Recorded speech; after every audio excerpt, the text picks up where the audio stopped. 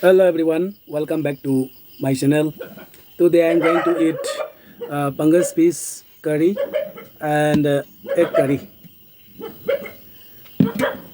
with here cucumber slice. Mayambu taram na ukse bagulo ina naikog no na kuramjari ngas. Mayam sa dringa mamang sida lagi kasi ting katok sage.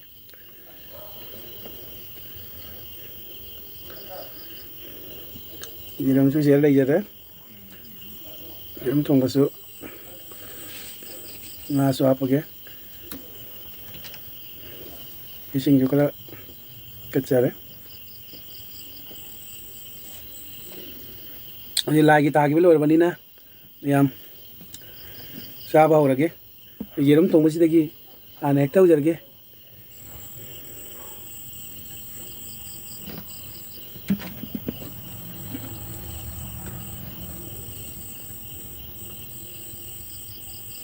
si ju krap se rake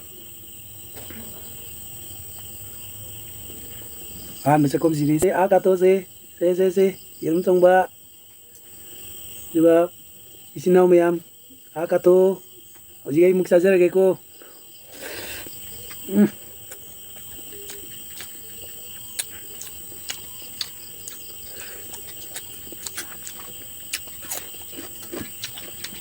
ngaheithongba se fazana hawra ngasi ngaheithongba se di mai tare mayam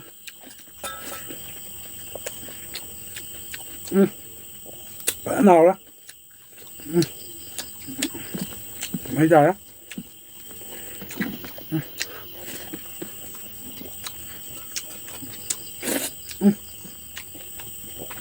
yerumthongba se fazana hawe nganu mayum